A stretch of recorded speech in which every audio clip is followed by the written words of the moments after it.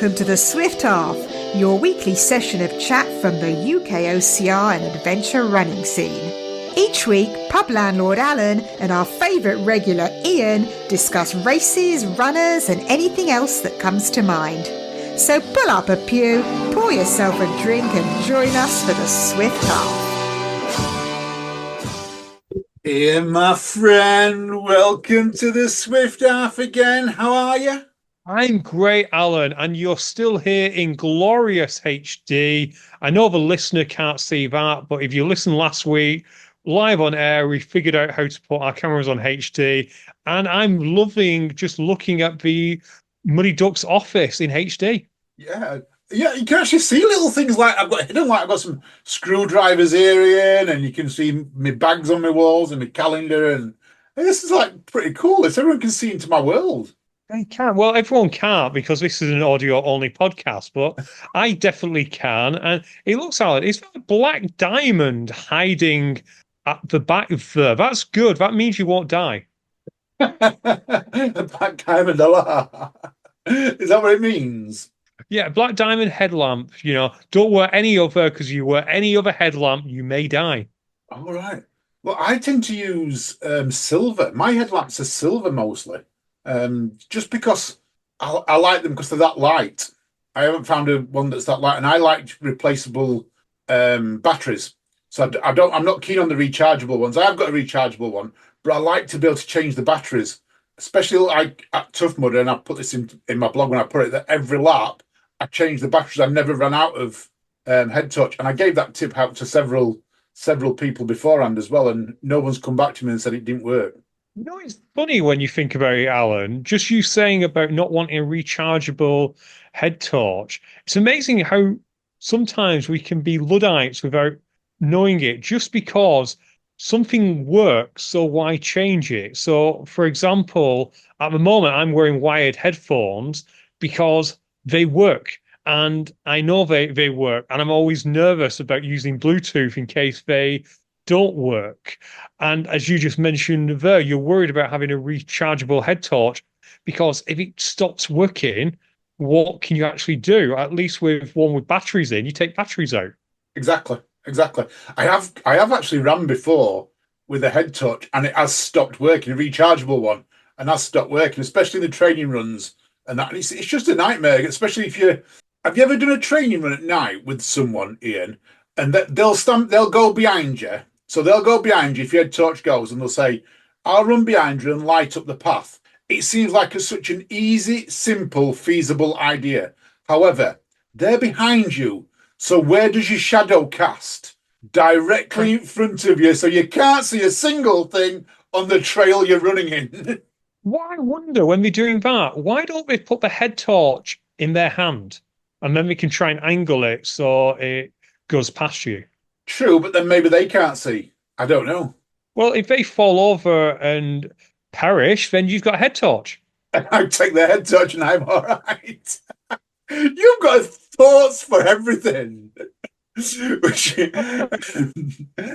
type of mentality brings me to a conversation I was having the other day. This is going right off track here with a rabbit down the rabbit hole. This is.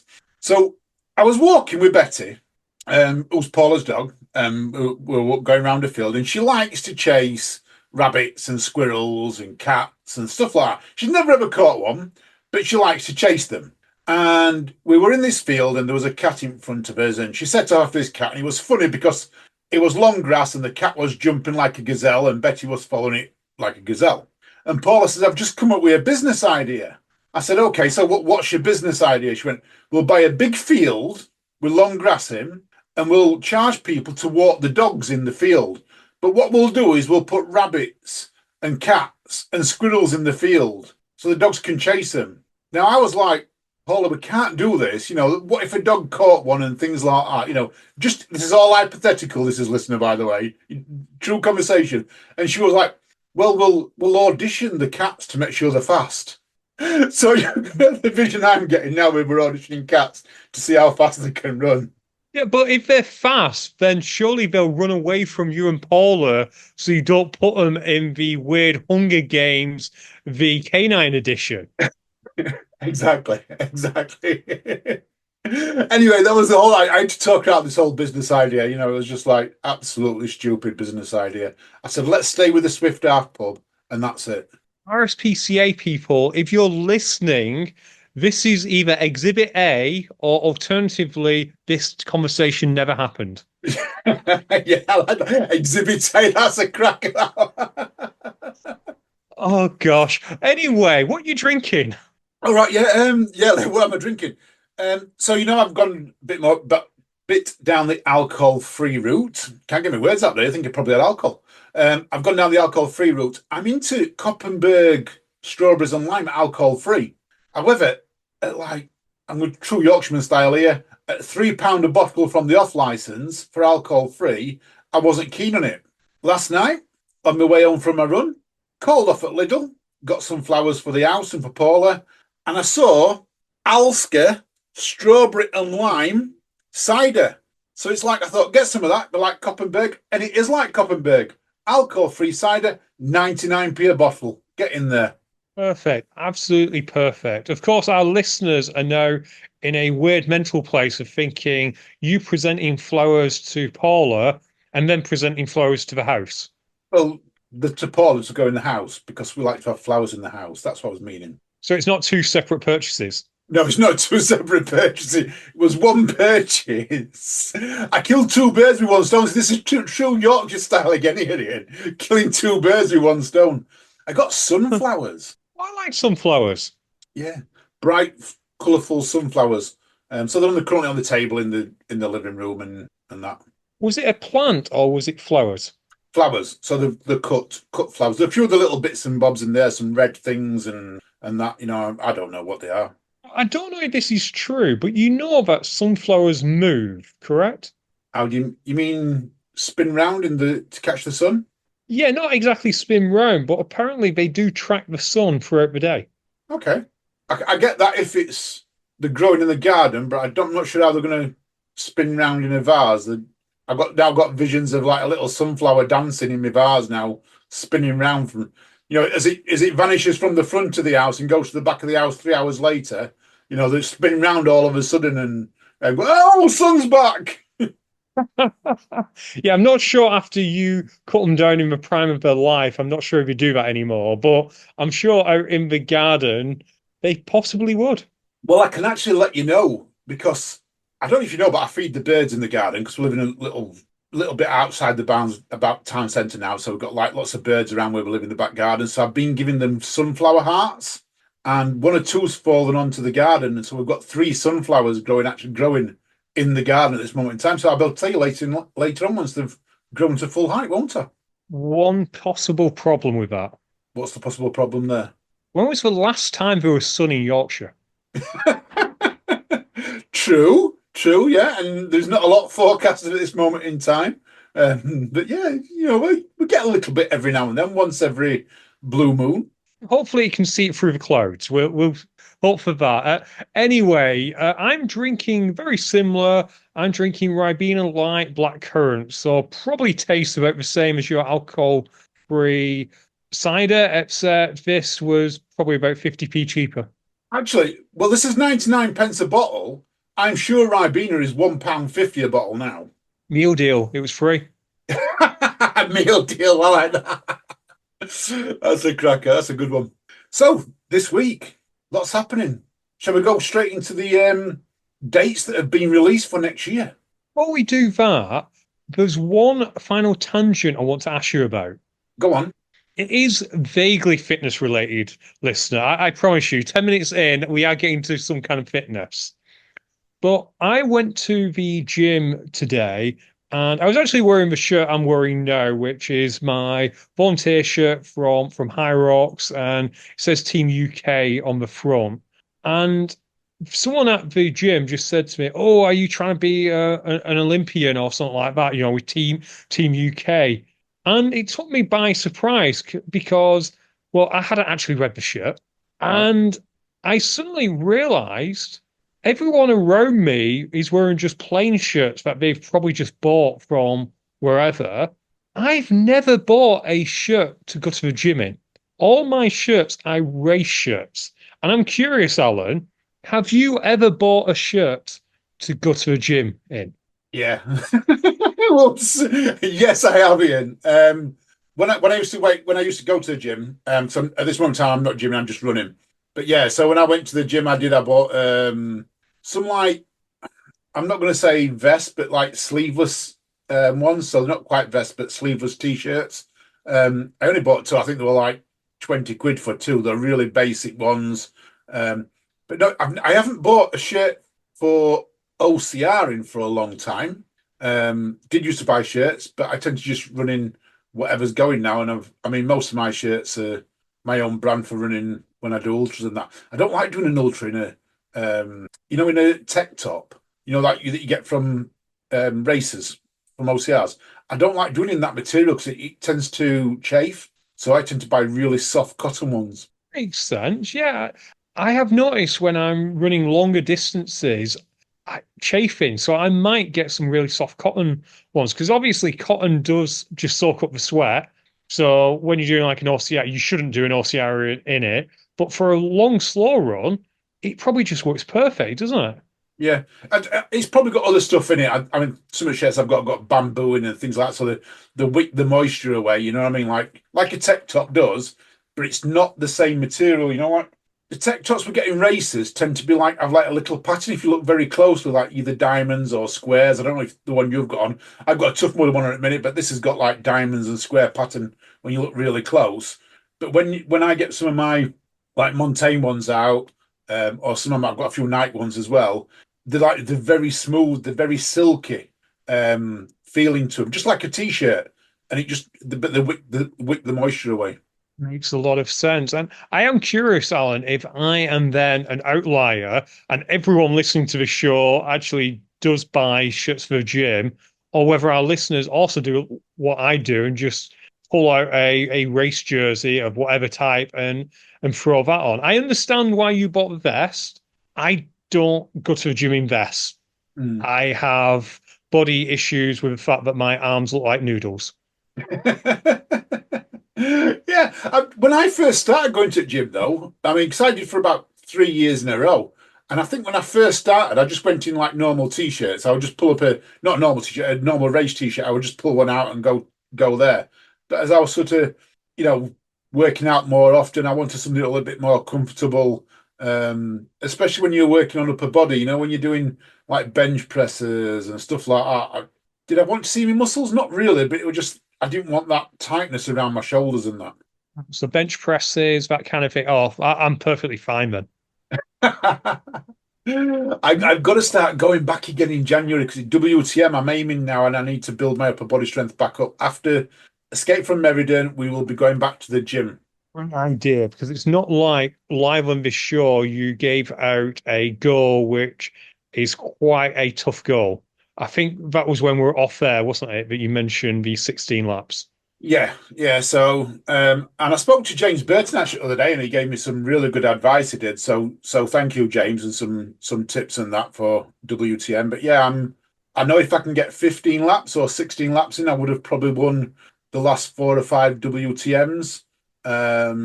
So yeah, my goal is to try and get 15 laps wherever I win or come second or third or fifth or sixth or whatever.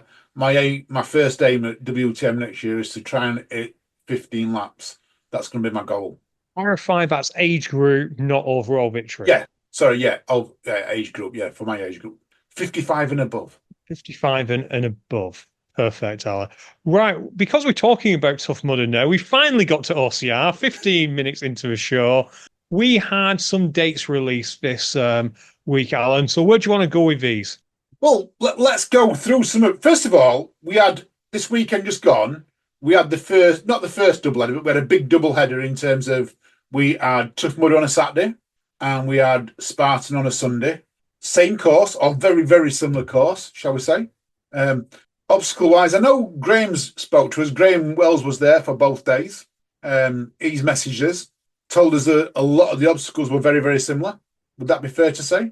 Yeah. Did he say 14? I need to check the messages. I'm sure it was either 14. Yeah, 14 exactly, which had minimal to no change. So, for example, Twinkle Toes, they camouflage the Tough Mudder version of Twinkle Toes by removing the orange bunting and just putting a string bow instead.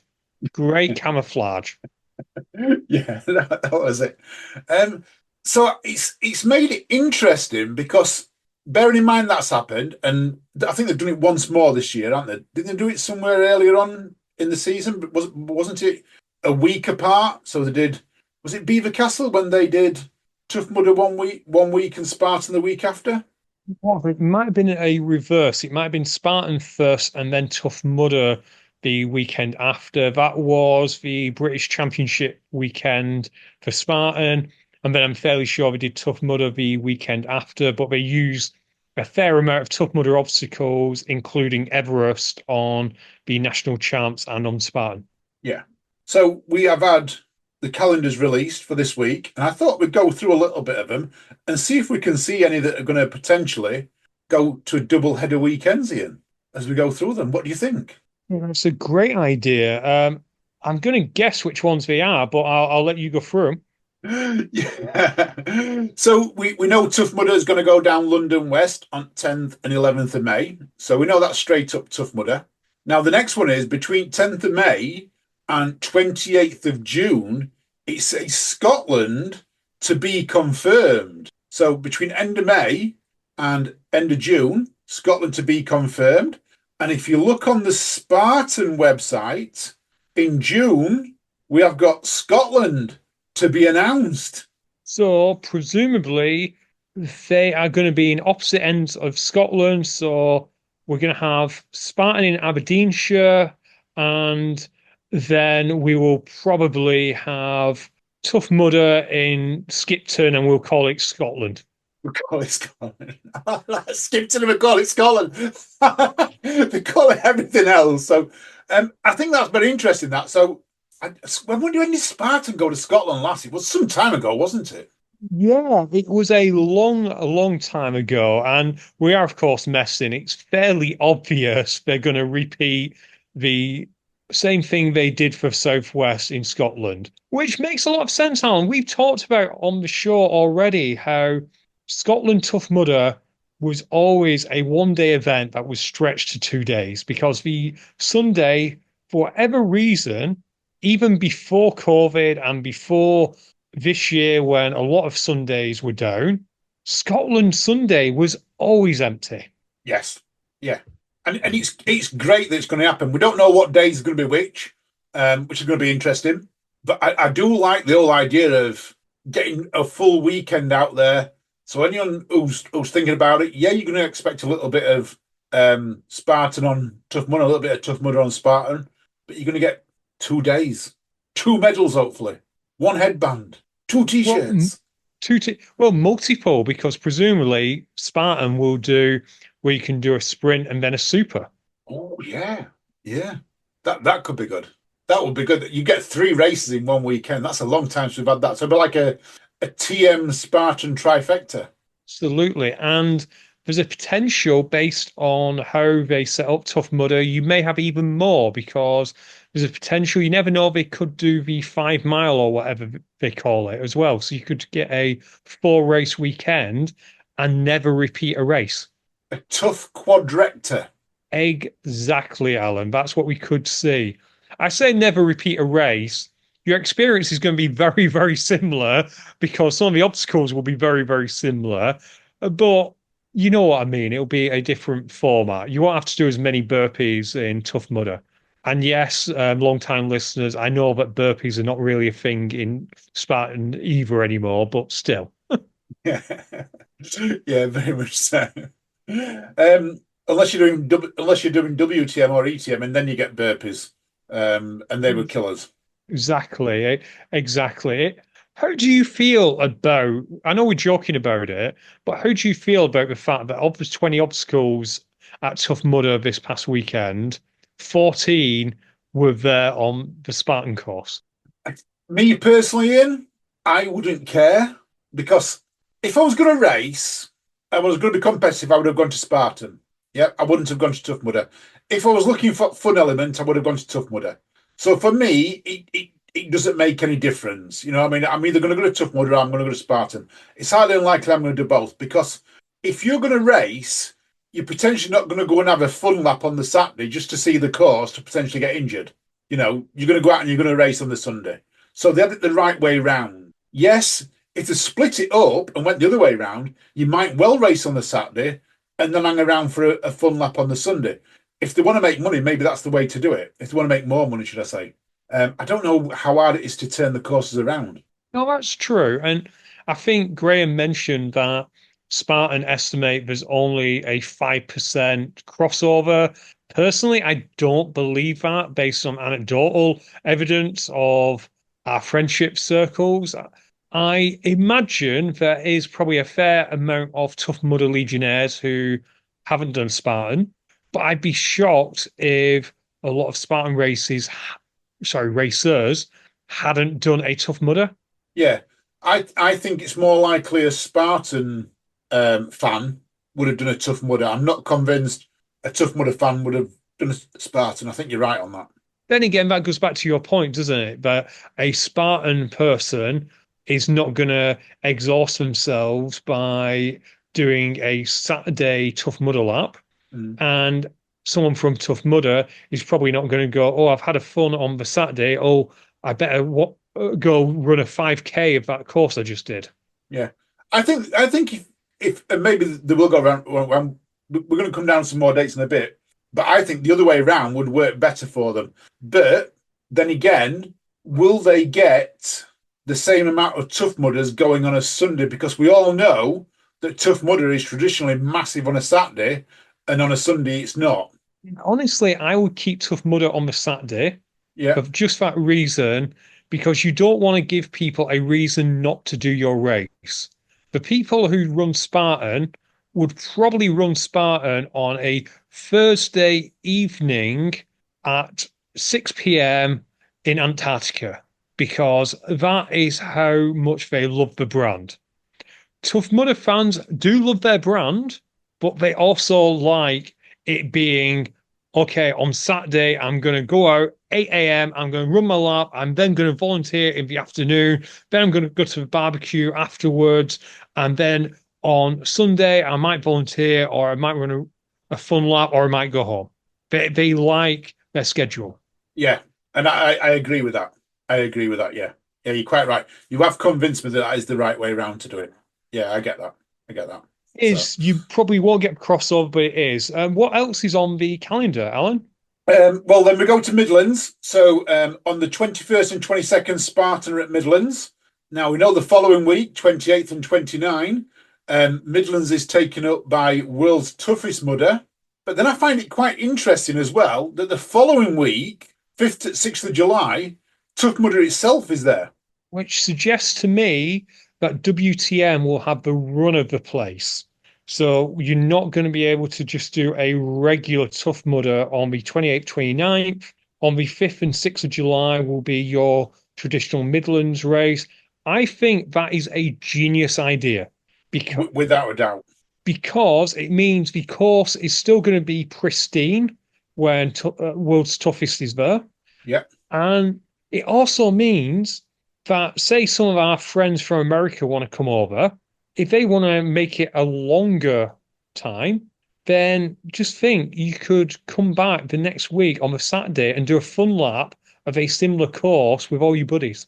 You know, I mean, when we look at this, if you were flying in from the States, you could come in the week before. If you had 3 weeks off, you could come in the week before, have a little fun Spartan lap, see what the lay of the land's like. WTM, following week, a fun lap as Tough Mudder. Exactly. Wait a minute. Are you saying that there's going to be a Spartan at Midlands? Spartan, Midlands, 21st and 22nd of June. Yes, you're right. Oh, God. So it won't be that pristine a course, but that is quite a residency. That's like a Taylor Swift residency. 3 weekends. Wow. Yeah, sorry, I hadn't noticed that because the copy I've got, which is from Graham, Midlands is, it's just underneath a red circle. Yes. So, I mean, which is quite good. And then Tough Mudder go over to Germany, 19th of July. Manchester's not been announced yet, but we know Manchester is in the park. And then we go to Yorkshire on 26th and 27th of July, followed by Southwest on 16th of August. Yeah, but Tough Mudder and Spartan 17th of August. So we've got another weekend there, Ian, where we got 16th, Saturday, Tough Mudder, Sunday, Spartan. That'll probably be very similar to this past weekend. What I find interesting then on the Spartan map, Alan, Yeah. is after Berlin, we have new event.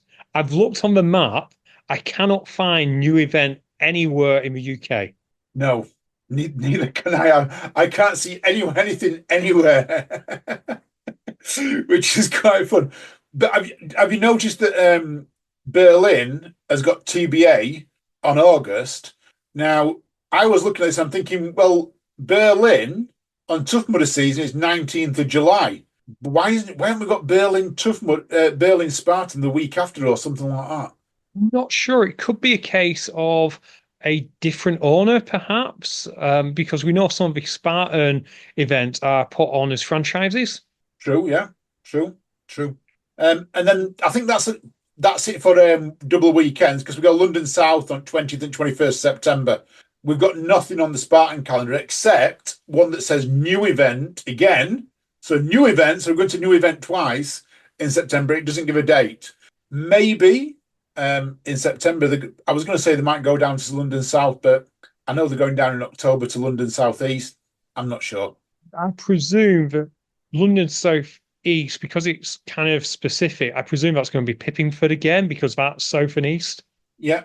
Where does Tough Mudder London South then? Crawley, so not too Okay. far from Horsham. Great course, by the way. At the moment, on this Tough Mudder season, there is no Northwest. None on there at all, which did shock me in. And there's only two infinities. Yeah, my spider sense tells me that Northwest will appear on this map eventually. Sorry, this calendar eventually, but they're waiting till after this year's to see how it goes. And we also know that Northwest is gone down to a one-day event this year because it's in October and no one wants to go in that mud in summer, let alone October. True. Yeah. Do we think? See, I'm looking ahead here for WTM and thinking contender status. Yeah. Now it's not come out yet. You know, we're speaking to Matt and Giles and things like that, and as soon as we get to know, we will bring it out to you guys as well. Currently, there's only one Infinity at London West on 10th of May, prior to WTM. We have got an Infinity, I do believe, at Northwest coming up when it's coming out this year in October. That could be the only two options to qualify for WTM for contender status. However, playing devil's advocate here, contender status is not a massive deal. It is a big deal, but it's not a massive deal because all it kind of gives you is a choice of pit space. Yeah. And at the end of the day, most of the pits are reasonably close to the start line. Okay. So I wouldn't panic too much, but you are right. There seems to be less opportunities for contender status.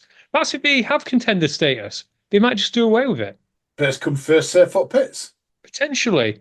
Maybe what they'll do is they'll pick some people to be quote unquote elite contenders. So the ones that they expect to do well, they'll invite them and they get the front of the pits. But everyone else, it might be a free for all.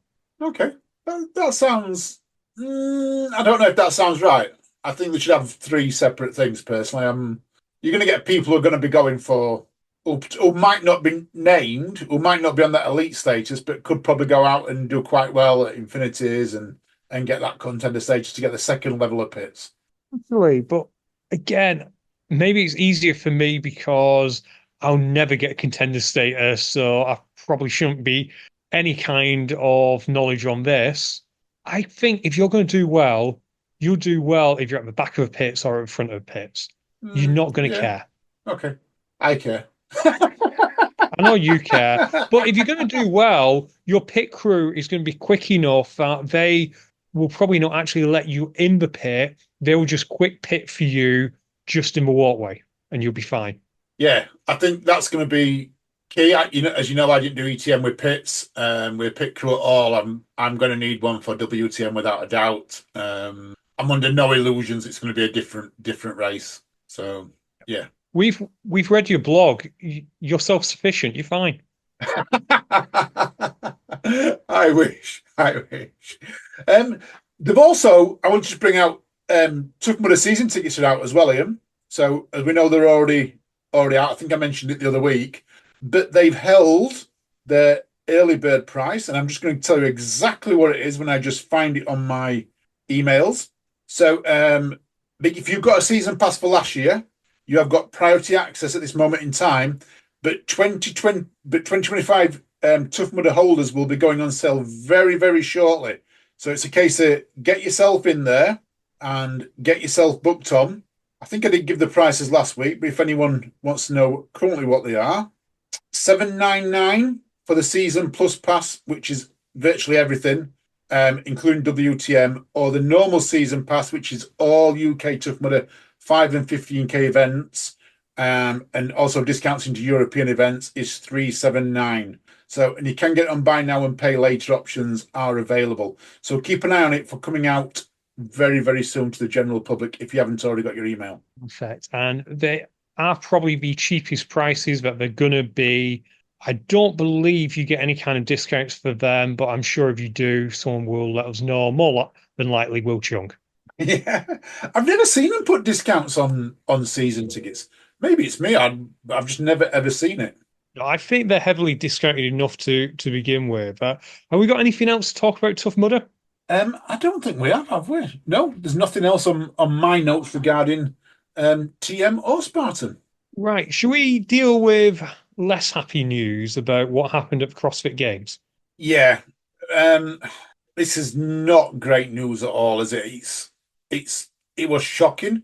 We're talking about a really big event, the CrossFit Games, and when I read this, Ian, I was shocked because I've done triathlons and I've done triathlons in open water, and there's a lot of safety elements that goes into it.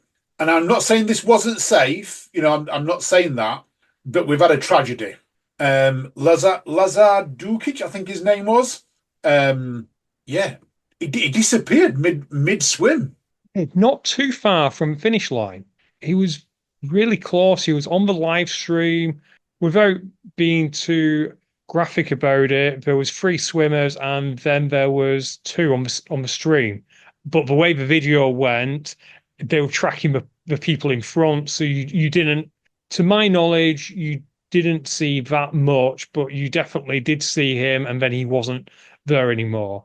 I believe that a spectator went in to try and help. We don't have the full facts at this stage. It's hard dealing with a story like this because there will be an investigation and hopefully the truth will come out.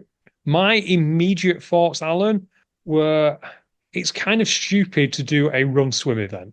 There's a reason triathlon always puts a swim at the start. I spoke to my good friend Neil Raby, who, as you know, is a fan of the show, and he is a very, very good triathlete. Has done double-digit Ironman and so many other non-branded Ironman distance, and he was shocked that they'd put the swim after a run because a swim you need your heart rate low, you need to be in control. Yeah, it wasn't a short run, a 3.5 mile. Just over 5k at full pelt. These guys would have been going at full pelt. I get exactly where you're coming from there, Ian, because your heart rate's going to be spiking massively. It is, and it's not a swimming pool that's climate controlled. It is open water swim. It is in Texas, which would have been like swimming in a bath because the water would have been so warm. And I believe he was in his youth a competitive water polo player, so he wasn't unfamiliar with the water. But on the other hand, many CrossFit gyms, as far as I know, they're not on lakes, and you're not doing this all the time.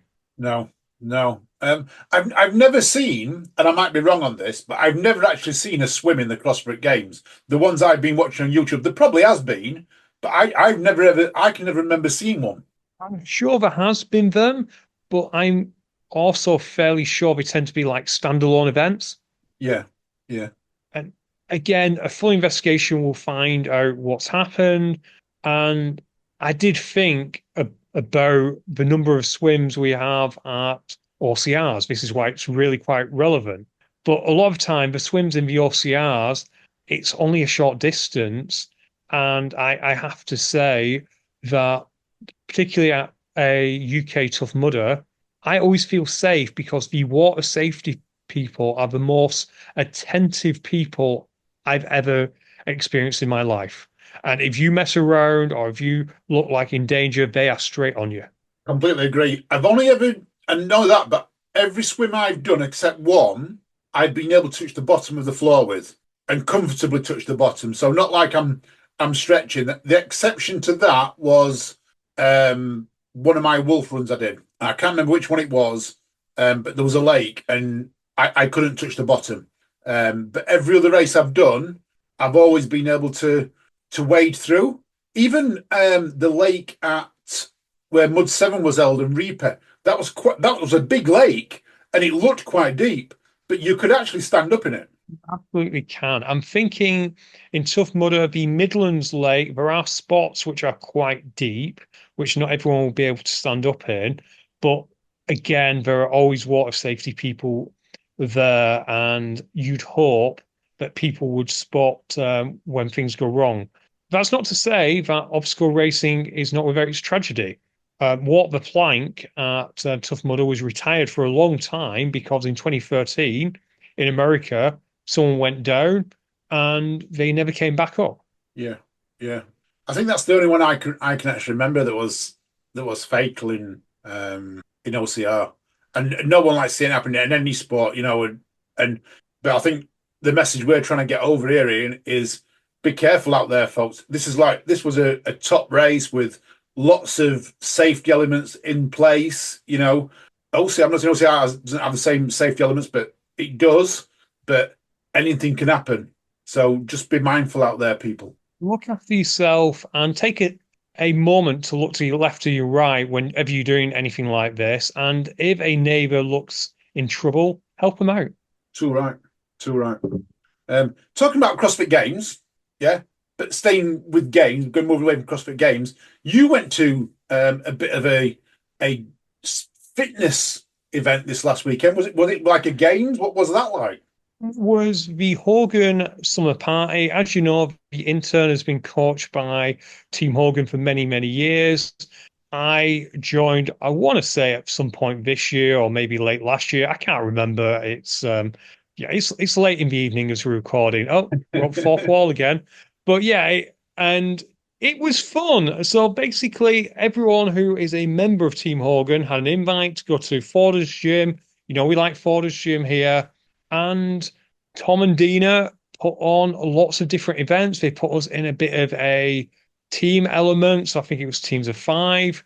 Had some events were really exercise heavy. Some were less exercise heavy. So we had, I think, the first event off the top of my head was a ski erg that you did as part of a team, and then you shifted heavy stuff. Okay. So it was kind of like it wasn't a relay race. It was where you go to one corner and then back and then to the next corner and then back, etc., etc. And you're lifting heavy stuff. So that was hard. You then had another one which was doing laps around the Forder's Gym, but also having exercises as well. That was also hard.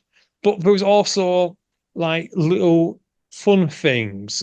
So, for example, they had you doing individual events where on a row erg, there's a game called fishing, where depending on how hard you're rowing, it's kind of like that Flappy Bird game, which goes up and down.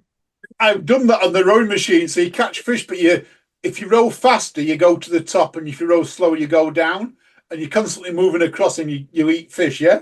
Exactly. So that was the skill game. For reasons which I'm not quite clear, probably by default, I got selected to do the intelligence one.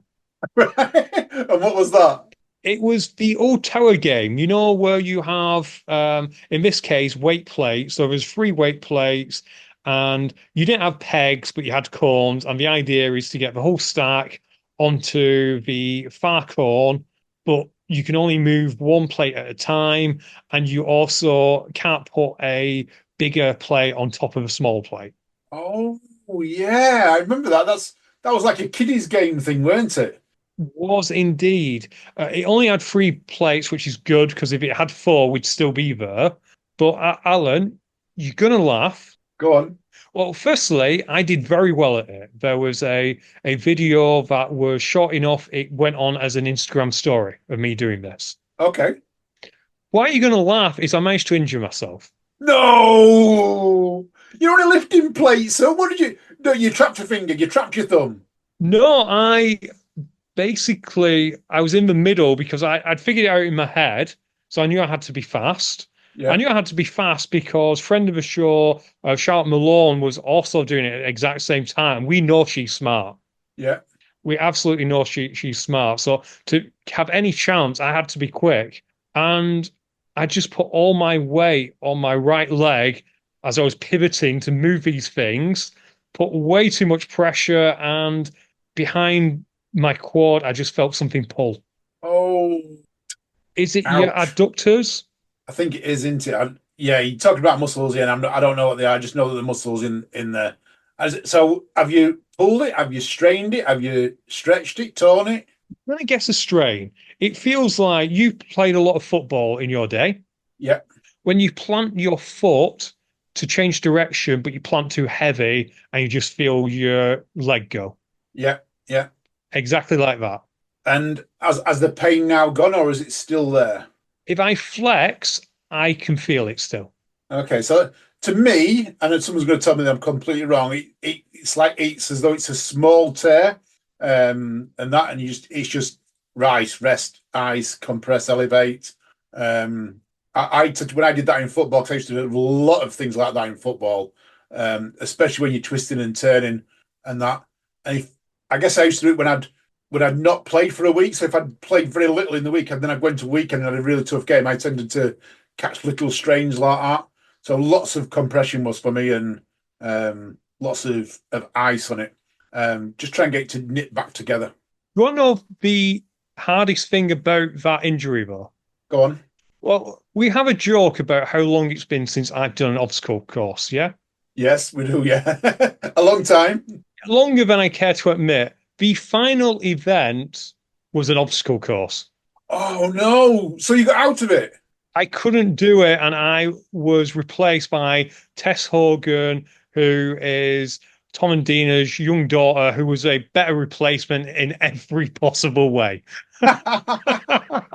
Every was possible way. was this at Forder's new obstacle course as well? It was only a 1K lap, so it wasn't a full one. And they also took out like the monkey bars. So for the most part, it was just a run with the over-unders and that kind of thing. But yeah, it was at Forder's obstacle course, and everyone looked like they had a great time. And I think that Mike Nolan did quite well on it as well, our good friend Mike and Claire, and everyone just seemed to have a great time. And I was there silently Steving that my streak of not doing OCR continues.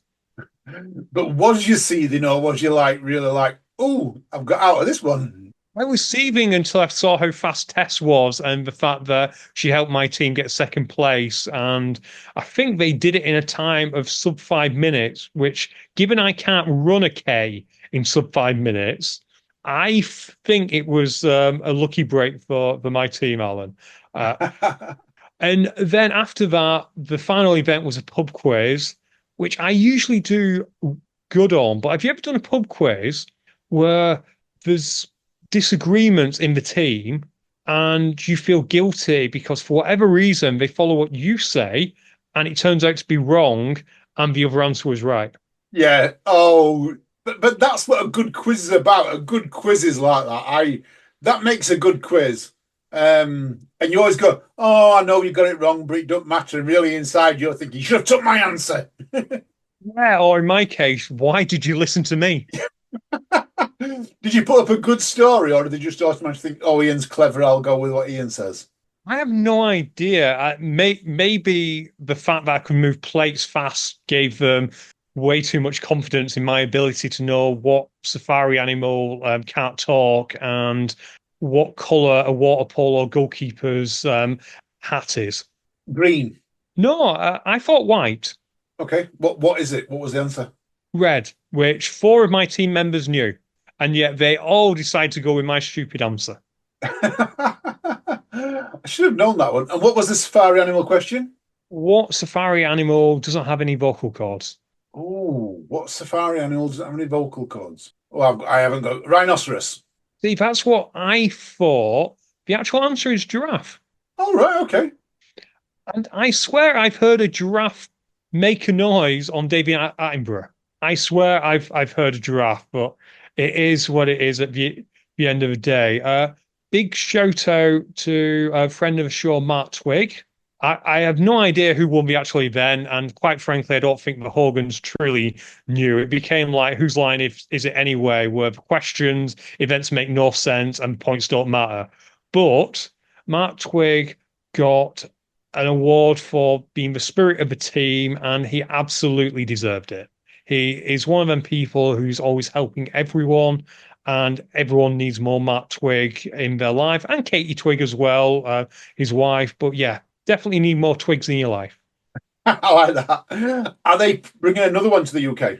Are they going to do another summer party? I think they may do. We'll see what they do next year. Like I said, it was a private party. It was for members of Team Hogan and their significant others. So if you're not a member of Team Hogan, then find a member of Team Hogan and start dating them, I guess. It sounded funny, Ian. I think I might try and give it a go next year if I can get an invite from someone's other half. Can I be Jen's other half next year?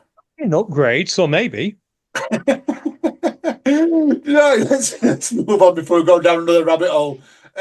Deadly Dozen. What's happening with Deadly Dozen? They've got new dates and everything. They have. Deadly Dozen is at the halfway mark of this season. As you're listening to this, tomorrow, if you're listening on the first dates out, is the third race in the series over in Macclesfield. We will hopefully be there this time. So if you're there, come and give us a wave and say howdy. They then have September and October in Macclesfield. And I think there are still tickets available for both those races, but they are really limited. However, Alan, they're taking the show on the road. Ooh, how far on the road? Well, how does Edinburgh sound? That sounds like on a proper road here. So that'll be all the way up on some serious roads into Bonnie, Scotland. Exactly. So next year, the June race will be in Macclesfield. Yep. Then on the 28th of June, so that June race is the 7th of June. 28th of June, they're then going to Lee Valley Athletics Track, which is down in London. Then, and I can't actually believe this is real because it's a long road trip. 2 weeks later, they're the Meadowbank Sports Centre over in Edinburgh. So that's the 12th of July. It's going to take them 2 weeks to drive there from London. It possibly could, particularly if you catch the train, because as we know, there's not a lot of equipment needed. They could just put it in duffel bags. They'd be heavy duffel bags, but they definitely could. They then have a small break before 2nd of August. They are going to Oxford. Oh, back down south. Yeah. Then 23rd of August, they're going to Birmingham. Okay, Midlands like that. 13th of September 2025, they're at TBC. And like new event, I've not found TBC on the map yet. So as soon as I find it, I'll let you know, Alan. Do we think it could be Wales? Won't it be good if it were Wales? That would be good.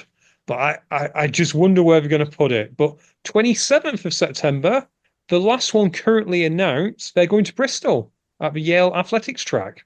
Okay, so that's close to Wales. Bristol's close to Wales, I think, on a map, isn't it? It is. It's very close. So they are definitely doing a little bit of a UK tour, and they will be back in Macclesfield in October, but dates not yet announced. It reminds me of kind of like a rock and roll tour, doesn't it? In that you're not playing the same venues really close to each other.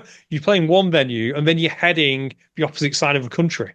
I like it. I do like it. It's a bit different going on the road. Got on the road again. I can't know any songs on the road. I'm going to start singing then, Ian, but no, I don't know any. I'd drive our listeners away. You will. Tell you what, let's do something to bring the listeners back. Let's have a guest, Alan. Let's have a guest. Daryl, my friend, welcome to the Swift Half. How's it going, guys? You well? We are well, mate. How are you? I'm very well. I'm a bit sunburned. Oh, but you work outside all day, where me and Ian work in offices. You work outside. Has the sun been shining down south? It's been absolutely blazing. Absolutely blazing. So you'll be wanting a nice cold drink to come into Swift Half with? Absolutely. What have you brought with you? I've been to Waitrose, and I've got an IPA beer called Big Drop, from Big Drop Brewing Company. Alcohol free. Which one is it? It's the citrus IPA. Oh, that's in the green can, is that right? Oh my goodness, he knows it well. It's a nice drink. It is alcohol free, but yeah, it's really tasty. Very nice. Cheers, Daryl. We thought we'd have you on, find out a little bit about what's coming up on the 1st. The Beast is coming up on the 1st September. It's fast approaching. What's happening? As things when I'm seeing it is. Facebook posts where you're knocking obstacles down, and Wendy Brothers, I see, has been testing things for you. Tell us a little bit about it. Yeah, so we basically turned the centre upside down. A lot has been going on. Yes, we've been taking a lot of things down, putting a lot of things up, building new things. So yesterday just finished Olympus. So we've got a 26-foot Olympus. We've got another set of walls, because I think the last time I was on with you guys, I mentioned that we're trying to have double lanes of everything. So we've been busy, obviously, doubling up. So we've got double walls now. We've got Olympus for two sides. The rigs, which we call Samson and Goliath, they're now all completely built. One rig, we've just got to hang the bits and pieces on. So we've got some Toro's gear en route, and that's going to be hung up with a couple other aspects. So yeah, we're nearly there. Not 100%, but we will be 100% ready for everyone. But yeah, it's been very busy, to say the least. What Toro's gear we bought? What have you bought? There could be some spinning wheels. Ooh. Obviously painted orange, not red. Yeah. There might be some swinging globes. Ooh. And some other little hanging attachments. So yeah, it's going to be challenging, doable but challenging. And have we had anyone that's run the course as a time trial for you and give you any? Nobody's run the courses yet. No, not completely, because we're taking people out of the centre this time. That means we've got to cut through a forest line down into a ditch and out of the ditch. So what we don't want to do is leave two open access points for anyone to randomly get into the centre. So they're kind of going to be the last thing that's going to be done. So obviously from that point of view, nobody's technically run the full courses yet. But also, I don't want to give everything away. So for example, our low rig, that final configuration won't be switched around until probably 2 days before the event. Maybe a bit mean of me, but hey ho. People know it's a low rig. That's all they need to know, isn't it? Exactly. They can see it on the day, can't they? Can have a little walk round, have a look at it. We don't want them knowing too much and planning too far ahead. No, there's no point spoon feeding people. No, it reminds me of the Olympics, which is like people seeing things. Did you see any of the bouldering that was in the Olympics? And I'll be honest with you, I didn't see it. I did see a little bit of that. Somebody put it on Facebook, but I see nothing of the Olympics. I don't have time to sit and watch TV, Alan. Got obstacles to build.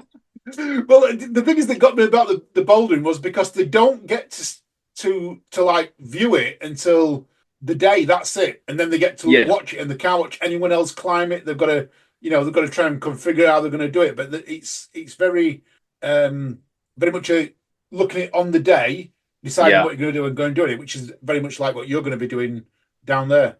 Absolutely. How's the competition going? So let's talk about the UK OCR series first. Yeah. What's the competition looking like there? I haven't got a list of names, but there's some great racers coming. It is going to be an epic race, and as you know, we'll be sending them off in waves. There'll be seeded waves, but yeah, there's going to be some fantastic racing coming. Racing coming. It's going to be. I'm looking forward to that. I mean, you mentioned again, we're going to have this a live feed, and you guys are going to commentate on that. Yeah. I think you're going to have to be quite quick on commentating, guys, because it's going to be a challenging course. So hopefully we'll be able to slow them down for you, so you can get a few words in as they pass by. But yeah, I'm looking forward to the series race on the Sunday. It's going to be really good.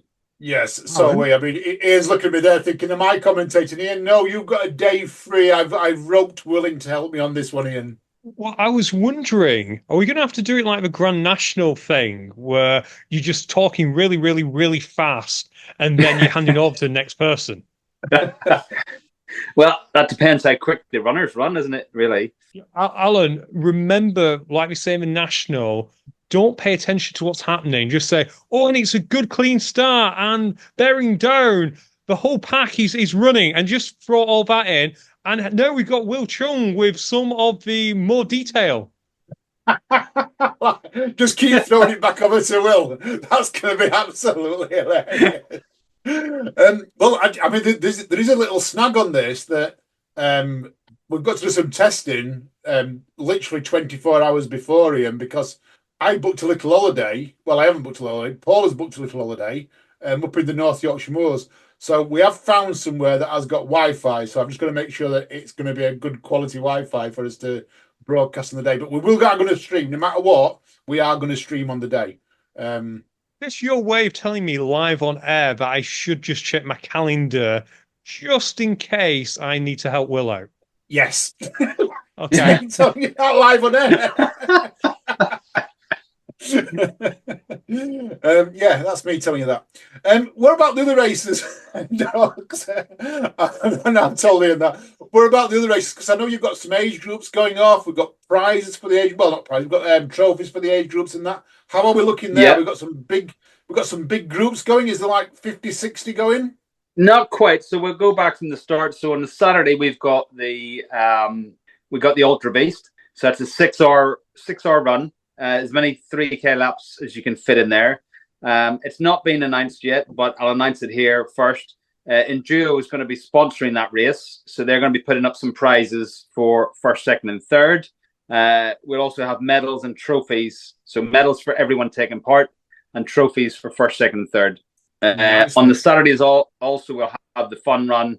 There'll be medals for those guys. UKOCR, we'll have medals for those guys, trophies for those guys, and then also on the Sunday, then we've got our age category. Again, medals and trophies. Now, I'll be honest, this is one I could do with a little bit of help. Perhaps the listeners could help with this one.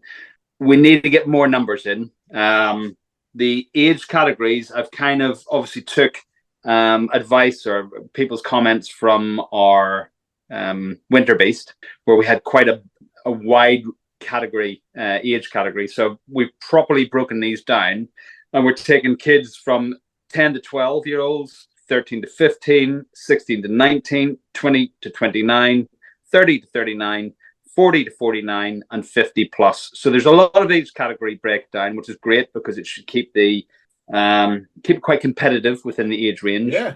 But we need people in those categories. Otherwise, for example, if we've got one person in 40 to 49, that technically means that without having to race, they're going to get first place. Yeah, I get that. Which isn't great. No. It might be great for that person, but obviously we want to see some racing. So I guess the help from you guys and your listeners is get booking. Put the word out there. Age category race on Sunday, the 1st of September. It's a fantastic course. It's going to be absolutely fantastic. We've got nice medals. We've got lovely trophies. Everything is setting up to be an amazing race. We just need people to book in. So, Alan, what I'm hearing here is, listener, this is your opportunity to get a trophy.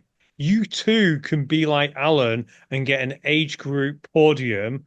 And it sounds like you'll have to be even less people than Alan does. So everyone get on this straight away. You're just taking that away from me, my European Tub Runner. You're taking it away from me by saying there wasn't people there. But I'm with you, Ian. I'm actually with you. I'm thinking now, what can I do? Can I go down there? I'm in North Yorkshire. How long will it take to go down there? Will Paula miss me if I go down and come back? Who knows? No, you're quite right.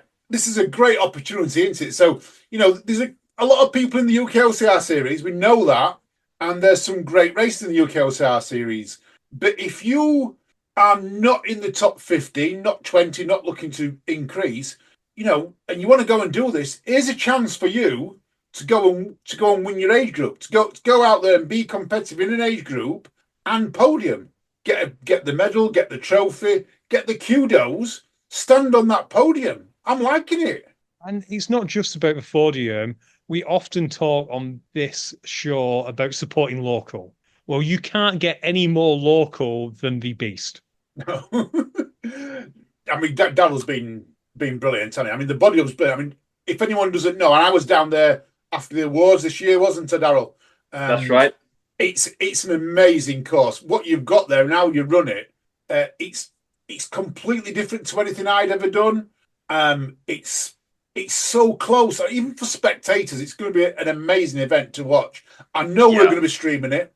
It'd be great if you had a big crowd down there of spectators to watch everyone, because, I've said this all along. We need spectators to be cheering athletes on in event villages. And if we're streaming it live, it's going to be even better live for future people to watch as well. And you've got the right facilities there. I've, stood there right on top of the action, being able to see everything. Oh, it's going to be an amazing event. Yeah, we as mentioned before, I've got areas cordoned out for spectators, as you say, Alan, to get literally right beside the rigs, right beside the racers, really feel their breath, feel their pain as they're going through, to see some really exciting racing. So the centre does allow for spectators, and I guess that's the other call out. Even if you're injured and you're thinking, I can't book on because I can't race, come down and support your fellow racers. Family, if you're racing, bring your family down. You're 100% right, Alan, because that's what builds atmosphere, and that certainly adds to an event. So spectators are a big part of every race. Oh, quick question. Can people double up? So if they're already part of the UK OCR series, could they come the next day and compete in their age group to try and win a trophy? I like what you're saying. However, Sunday morning is the series race, and the afternoon is the age category.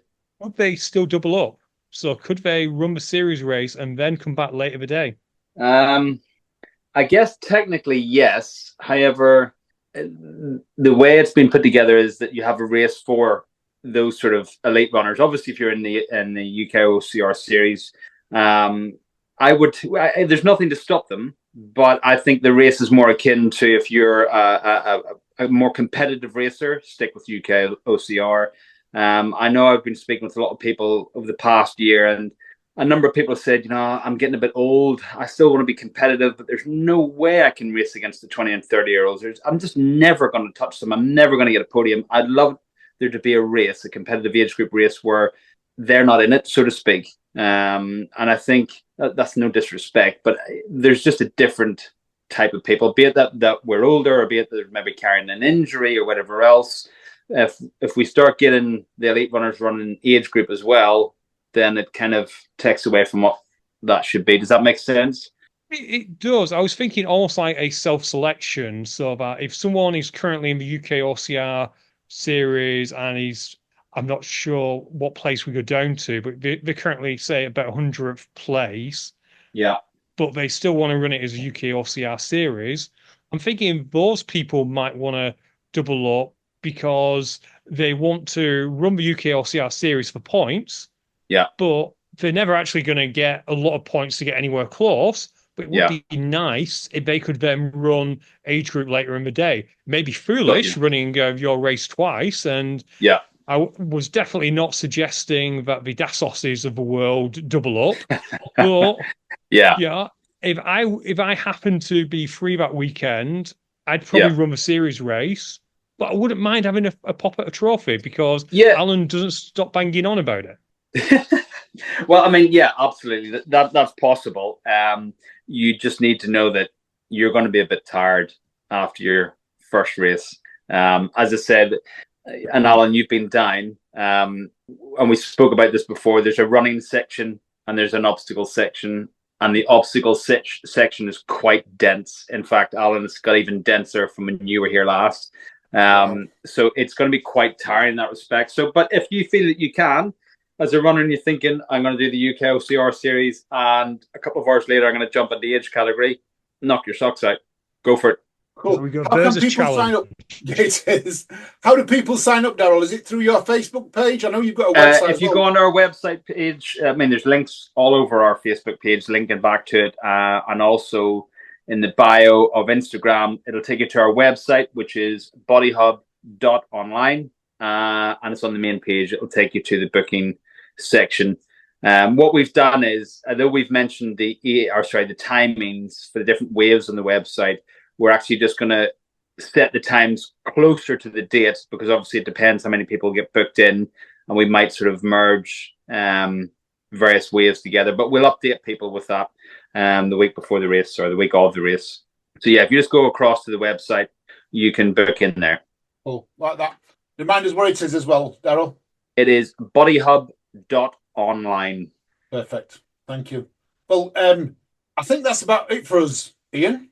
Yeah, I agree, Alan. Is there anything else we need to chat about? There's nothing on my notes. We've got some tips for next week from people, and we've got another topic we're going to talk about, but we have run out of time today. Right. In that case, I'll get us started and say it's a goodbye from me. It's a goodbye from me. And listeners, you take care. Thank you for staying on. Get yourself booked for the Beast. You want to be there. Speak to you all later. Bye.